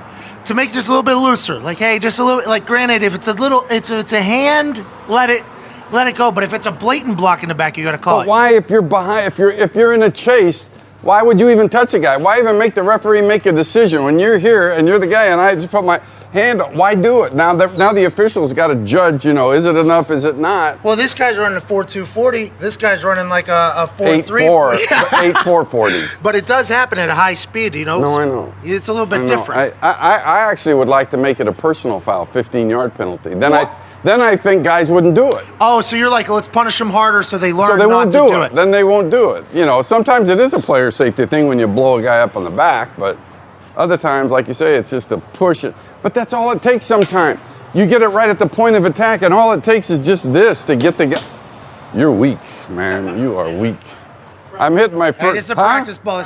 We've had too long. What if it counts? What if I make it like a hole right in the middle? Waste this one. No. Don't do that because we've had some situations here. Bruce Arians got screwed out of a 50 butt. He did? Okay, yeah, I'm going to go for the green. I think. Oh, you stroked a beautiful one, too. That's landing right in the middle of that. Oh, my God, that would have been a great way to start. It's a shame. It's a practice ball. Those types of things happen, Mike. Those types of things happen. Did you, get practice? You didn't get practice. Kicks and practice stuff in football games. Hey, every once in a while, you guys would make a call that was fake. We'd have to re-kick, and then it would happen. It was a practice round. You know what I mean? How much did you get fined? Did you get? Not for. You got fined. You did get fined. I had a helmet-to-helmet operation there on Sunday Night Football. I got on the sideline hit. Yeah. He was smaller than me though. I thought it was good technique. You guys. Was it worth the money? Absolutely. Yeah. Potential sore body for a month after that, Mike. All right, now you're up. Now we're ready to roll. Oh, man. Let's go. You wasted no, you didn't waste one. You just showed yourself the right way to go. Portuguese man. Learned that earlier. Portuguese do play golf. Where are you from? Now the heat's on, I'll shank it. No, you got 10 balls. You can right shank in the middle of the hole. Even better for Mike Pereira.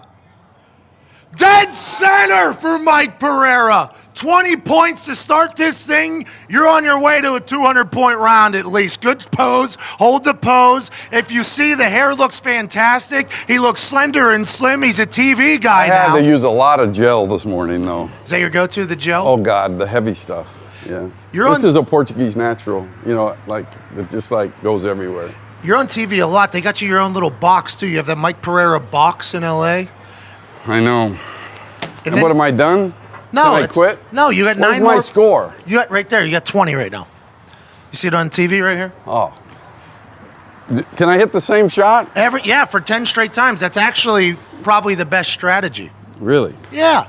Oh, if I could beat Bruce Arians. Oh, my God. If I could, I would find him down here today, and I'd find him and say, I kicked your ass in golf. Yeah. You can hit it 10 miles, but she could, no. I'd send him a text, too. I'd say, hey. Thank you. Mike Pereira, official, kicked your ass today at Topgolf. I've always wanted to. Yeah. I've always wanted to kick his ass. Today's the day, Mike. Look at this. Today is the day, Mike. Come on, come on, Bruce. This one's for Bruce. Uh-oh, it's short. No, I think you're in a good spot. You're still going to get but points. It's short. Still going to get points. Oh, no. Still going to get points. That was an 8-pointer. You're at 28 points. The more you make, the more the points duplicate. The more you make, the better you feel, so. Mike, what are some hobbies of yours? What? What are some hobbies? You're obviously... Fishing is my favorite thing to do. Golf is my second, and raising money for veterans is my third. Yes, let's get to that. This is for charity, $10,000. Oh, my God, he's just a consistent swing. That's going to be a good score there, Mike. There's 12 more. You're at 40 already, 3 balls into this thing. You are well above the pace of everybody else. Prince of Makamura is in dead last with 24. See, actually, I wouldn't mind if my score anywhere could touch Carissa. That's the goal? Yeah, I just like to, even if it's just like on a nameplate, if I could touch Carissa. You just touched Carissa right there. I saw that. I did. Yep. I kissed her earlier. I love her. She's fantastic. Fox was great hire. What'd you ask me? I forget. I don't think I remember either. I just watched you kiss a piece of paper. I kissed here. a piece of cardboard. Yeah, but it brought you a lot of luck, Mike. It was one of my better ones. Have you seen your picture that we're putting up here yet? No. I think you're going to want to kiss that too. You're a handsome Is it man. with or without makeup? Okay, you want me to hit again? Yeah. Can I go for the same thing? You can do the same I want to thing hit it 10 every times target. in a row. He gets a kiss from a cardboard Carissa. Sit down. And he continues to just garner points here at Topgolf this morning. That was a 12-point shot. Are they going to accuse me of being weak because I'm just going for the... This is smart. Because it won't say on there, right? No, yeah. Hey, listen. If you bank a kick in, nobody tells that in the score sheet. Nobody knows that. If you bank a basketball shot in, nobody says this was a bank. It was a miss, but it went in. Nobody says. Like when you miskicked it and it bounced 20 yards after it hit the ground and you took credit for a 52-yard punt or something? Every yard counts, Mike. Every single one. Did you enjoy punters and kickers? Actually, I love special teams. I did. I had special teams meetings with all the coordinators one year because I didn't understand it. I mean, I never understood the special teams yet. I never understood the blocking concept and the difference of an offensive player grabbing a guy and throwing him to get downfield, the release to get downfield. Were you a football guy growing up? I got this body. This body was like 135 in high school. So I went out one time. To practice, the first practice with pads in high school my sophomore year. And a guy hit me right in the hip. You gotta be kidding me. Next day, I was on the free throw line in the gym, shooting baskets, shooting free throws. That's enough. I said, that's enough. But my dad was an official, so that's how I got started in this thing. It was a shot to the hip that led to Pereira's hoops dreams. It still hurts. I have weak pain tolerance, but I can hit this target. You're going to get points, weak. but not as good as your last couple shots. It's weak. You're going to get points, not as good as your last couple shots. So the Pereira family is an officiating family. You're at 60 right now. 4 balls in. My dad, my dad. 5 balls in. Sorry, 5 balls in, 60 times. Oh, I have to. You have to go. You have to continue to get points. I have to get more points. Yeah, my dad was an official in college, and then when I was in college, a guy asked me if I wanted to officiate, And I said, no. I mean, I was going to Santa Clara. I said, I don't want to officiate. He said, why? I said, your dad officiates. I said, I don't want to officiate. I have no interest whatsoever in officiating. The guy goes, well, but your dad, I said, maybe it's because I've seen my dad abused, that I don't want to do that by fans and coaches. Absolutely. And so I said, I don't want it. The guy said, it's Pop Warner football in East Palo Alto, Ravenswood High School, 3 games, $10 a game, cash in your pocket, 1971. I said, I always wanted to officiate. So I went on the field to get $30 cash. And you know where I ended up? The NFL. Hitting balls with you here at this place. A $30 investment, which went to all beer money, by the way. I respect that. I have a question, Mike. Yeah. Officials have nobody rooting for them except for their family. None. Not even their family. Not even their family. The guys in New Orleans, their families even don't like them. But, yeah. All right. No, I don't. What It's happened hard. there? What the hell happened there? I understand everything's fast. It's boom, boom, boom. Does the NFL have to change the rules that you can review blatant stuff like that? Does it make the officials in bad I'm position? sick of review. I'm really sick. You don't of like it? I'm okay with replay, but not to extend it to where it is, to where we go. Are we going to review pass interference? There's a simpler solution. What is there it? Really, you got 7 guys on the field. College has 8, by the way. I just want an 8th guy. I just want an 8th guy who, instead of on the field, his feet are in a little booth, and he's got little video equipment in front of him. He gets to see the TV shot live and run it back. And he just treat him like the 8th member of the crew. And if he sees something right away, player safety or pass interference, like at the end of the game, he just calls down to the referee and says, hey, I got the shot. It's interference on the Rams. Put the ball at the 6-yard line. It's first down. And he doesn't have to no go over replay stop, no nothing. Play on. And that little surface thing is this big. It's this big. Oh, yeah, but there's that a little jumbotron I that's know. 100 yards big right But you there. can't look. They tell you, don't look at the jumbotron. So all the time the coaches are going, look at you. Going, I can't look. Why can't they I look? can't Because look. it looks bad? Well, because it looks bad. And you can't use that. Damage is already done anyways. So give an 8th official and put him up in the box. And if, like, he sees a player safety thing, like if he sees your kill shot on the sideline of a 140-pound guy and they don't call it, then they can call down and say, hey. We don't need to know his size. We don't need to know his size in that particular It was story. a good shot. Thank you. How much was it? It was I think it was just 15 or so. It was small. Just small. It was small. It was only 140. I think it was 14,000. 14,000? Yeah, I think it was small. I was gone by then. I wouldn't have fined you. That's very nice of you, Mike. I would not have done it. Were you in charge of fining people? No. All I would do is I would tell them, back when Gene Washington was there, before Merton Hanks, and I would tell them that it's illegal. So if I said the act was illegal and a foul, then I would send it up to them and they'd make the decision. Got you. So you're just doing your job. That's all I did. You're not the guy taking people's money. I would That's have said not you. In your case, I would have said, clean hit. It wasn't. Okay. Hey, you're in a good run right now. 5 balls in, 60 points. The stroke is back. No. The stroke is good. He's going to get points, not as many as he... Oh, it took a good bounce for you, though, there. 12 points there, 72. Let's go, Mike. Let's go. I'm going to get on the board. Well, you're at 72. How many shots do I have left? 4? 4. You're well on your way here. They're going to multiply. They're going to continue to multiply. I think maybe, just something to think about, you have a very consistent swing. Maybe strategy. Are you phoning a friend right now? Hello? Siri! What do you mean? If I'm you, what club is that there? That's a 9-iron. You want me to hit a 5-iron into the blue? Yeah, I think that's the play. Because you'll get more points. You have a good swing, too, so it shouldn't be a problem. I think you're trying to protect Carissa or somebody. Who, Bruce Arians? You don't want me to get to the leaderboard here. Okay. Okay, I'm going to go blue. I will say I am... Oh, what am I going, blue or am I going to... I'm going to... How far is blue? The 150.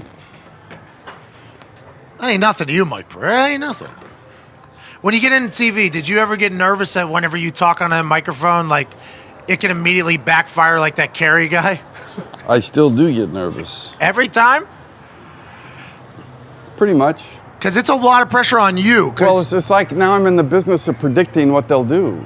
You know, and when I first started my first year with Fox, they gave me they gave me all the obvious ones, you know. So you have a catch at the sideline, and they ruled it incomplete, and you see he's got control here, and he goes 1, 2, 3, and out of bounds, and they ruled it incomplete. So then I'd come on and say, Yeah. oh, hey, that's a catch. You got 3 feet down, and then Twitter would say, oh, Captain Obvious, you're really adding a lot to the broadcast. It's no winning I for really you. love Twitter. But then, after I got all those easy ones, they're like going, hey, Pereira's 34 for 34. Well, of course I would be. They didn't give me the tough ones, and then so about year 3, they said, okay, enough of that. We're not going to put you unless you can add something. So then I just got like, Hold on, that was a real conversation, though? Yeah.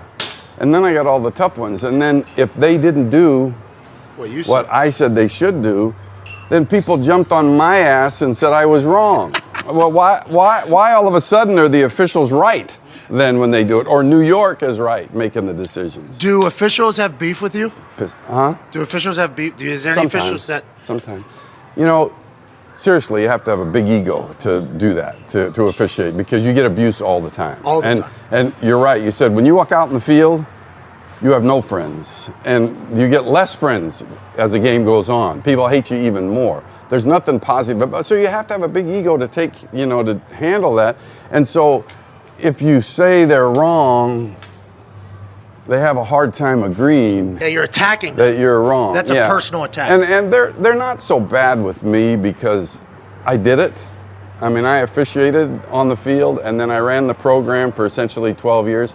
So I know it. And so I never use what I call bad words if they miss something. I never say blown, horrible. I don't say that at all. Those are trigger words. Those are trigger words. Yeah. And so I respect them. They're my guys, and I know how tough it is. And what hurts them though, and what used to make me mad too, is when guys had never done it before just lash out at you and go, like me or Bruce. You go, you suck, and you want to go, you couldn't even kick the ball 20 yards. You want to go back at them, but when somebody hasn't done it, it's hard to take the abuse. Have you seen the hockey refs? They do chirp. I love the hockey refs. They chirp back. I love the hockey. Yeah, they refs. talk shit. They're like, nah. Oh my God, they're unbelievable. Yeah. I wish I could do that. A guy named Steve Walcom is their head of officiating.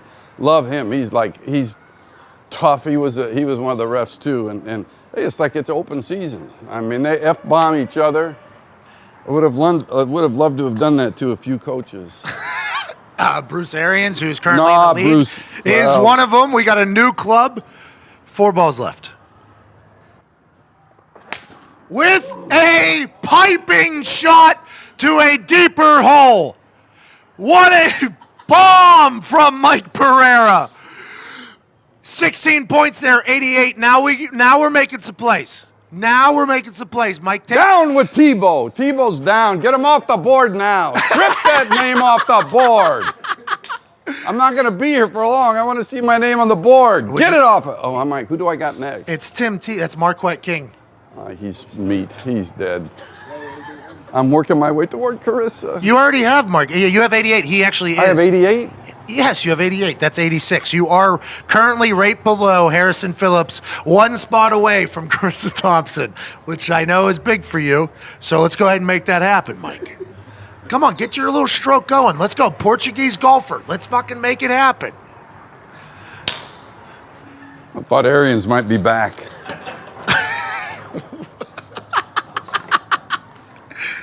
Checking his surroundings like a ninja, Mike Pereira. He's lining it up now. We're on the back 9 here. 3 balls left. Eye it down, Mike. Just like a putt there, Cuzzy. Come on. The ball has a tendency to go left. Hey, Mike, you're an electric human being, man. An electric human being. 88. After lining it up, it's pin seeking. Pump, pump, pump, pump. Oh, a little short there. You get a good bounce. You probably would have got a little bit more. Only 8 points there. You're at 90. I got it in the thing and only 8 points. Well, it was on the outside of the thing. You see, if you get it deeper into the thing, you get more points. You still got 2 balls left, though. You're sitting pretty here to take at least 3rd place. You're 14 away from here. You get it. 54. Oh, the big stick's coming out. Is that what we're thinking here? Oh, a couple of little side eyes there from Mike Pereira. I think he's up to something, possibly cooking right now. He's brought out the big stick. Mike Pereira's going long. 2 balls left. The old bird box in New Orleans. Bruce Arians said you're all terrible. Take your anger out on the ball. Hit it so far to the wall. Where are you going, man? I thought we were going to get mad at the ball. I thought we were going to hit the hell out of it. We're going down now. Was that my fault? Excuse me. Is that because of me? I was trying to get you mad there. I told you what my goal was. Okay, all right. I want to be next to Carissa. I know this is strategy. All right, I got it. There's certain things like, all right. I have no future with Bruce Arians. I think you do, actually. You just don't know it yet. He's coaching for Tampa again. I would love to hear his press conferences. Well, you got Mike Pereira out there in the fucking TV booth. Okay, how many points do I have? You have 96 points right now. Question is, do I want to be below or above Carissa? That's a great question. We're going to learn a lot about you, Mike, right here in these next couple of shots. We're about to learn a lot about you. Oh, that was poor. Old Portuguese Pereira coming through. 2 balls left. He's going back to the original strategy. Oh, that's a great shot. That is a great shot. 16 points, you're at 112.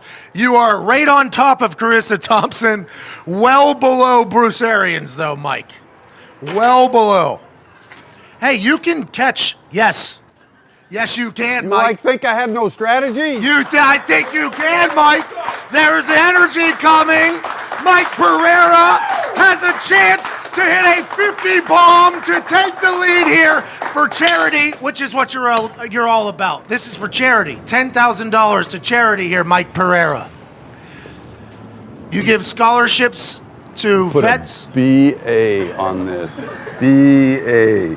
Badass Bruce Arians. What else could BA stand for him?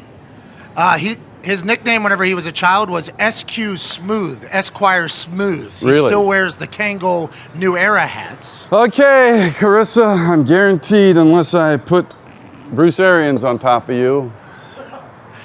Bruce Arians has been on top of Carissa here for at least a day, something you should think about. Checking the shaft. Attaboy.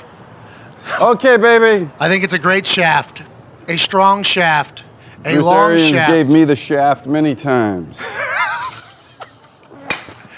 And he pipes it, land right in the middle of that hole. Oh my God, it might happen, Mike. 142 points, you only got 30 there. Heartbreaker for Mike Pereira. Heartbreaker, just like for Drew Brees in the NFC Championship game when the refs refused to call pass interference. That is what just happened to Mike Pereira. I think I got screwed the same way. Mike, second place still garners a $2,500 check to charity, so you're still in a good position. You're above Carissa, but Bruce Arians is definitely right there on top of you. Like I feel like most of your relationship with him. This has been a beautiful situation, Mike. What a show you put on. 30 points. I should have followed your advice the first. tried to help. I didn't care. Then I wouldn't have been over Carissa. Yeah, look, you ended up in the perfect spot. It's you and a D lineman from the Buffalo Bills surrounding, and then Bruce Arians right there on top of you. And another one. What a gentleman, honestly. What an absolute gentleman, Mike Pereira. Incredible performance out of you. Thank you very much. much. I mean that. You're probably the most hilarious human I've ever encountered in my life. You haven't encountered many people then. I am a little bit of a recluse. I should have bounced the ball in like that guy did. You guys here, they were throwing balls. They call this toss golf. Your guys here, they're like too chicken to grab a club and hit a ball. Their guy goes. We've been here for 3 days, Mike. There's been a lot of clubs. We've been posted up here for like 8 hours a day for 3 days. We're about sick of this. Why don't you come out to my 3-piece football game today? You can punt the ball. Okay, You know. I would love to. I wasn't invited, obviously. I invited you to my thing. You didn't invite me to your thing. But that 3-piece suit game is something for charity. If you would like to look right here. Oh. What is it for? What do you do? We actually have a foundation that we give scholarships to veterans to become sports officials in their communities. We started it 2 years ago. Awesome. And we've got 183 vets now that are refereeing all different sports, from hockey to soccer and Rochester, New York to San Diego, California. You know, I found that, and I really kind of figured this out a little too late. I wish I'd have figured it out when I was still working for the NFL, but veterans can make great officials because they don't have any fear, for one thing. Well, and they're used to making decisions. Well, and you know, they had to concentrate. It's teamwork, you know, fearless, all that stuff that makes good officials. And so we started this program, and hopefully in a few years we'll have some guys that'll actually move on to the NFL. But so we're having this game today in Atlanta. It's going to be great, 3-piece football. And everybody wears suits. I'm reffing it. And the money goes to, I guess maybe because the game sponsors Tito's Vodka. So that's another thing that attracted me to it. Yeah, it's the vodka. But so all the proceeds go to Pets for Vets and to our foundations, Battlefields to Ball Fields. Well, incredible work. The Portuguese man with a black belt on. I was about to question everything. Brown belt? Yeah, I was about. What did he say, a brown? Wait, let's just do it this way. Let's just. Can we just put it like that? Honestly, can you tell? I don't know if your cardboard. I don't know if your cardboard is worthy of that. What just happened there? Are you leaving? I mean, where are you going, Mike? There's literally a seat right here, Mike. I know, but I just want to. Oh yeah, how about that? You sign lefty, swung righty, the ambidextrous. I'm an official. I was always confused. How's your jumper? You shoot well? Oh, horrible. You said you. Horrible. Here, you want us to do this? Yes. We'll move Timmy Tebow down for you. Marquette goes down. We have a new silver medalist here at the Wrangler Celebrity Charity Shootout. You'd be up here though. You're up. Yeah. Oh. We can do this for you if you'd like. If you'd like, man. Yeah, but you can. No. Put her back. Yeah, it doesn't work. It's a real shame. Thought we could help you out there. No, is this too much for you? No. I think you're doing great. Look at you, right where you needed to be. I mean, we look good together. we do. All right, that's it for the Wrangler Celebrity Charity Shootout. Probably my new favorite human, to be honest. I wish they sold ref jerseys. Mike Pereira. That was fun.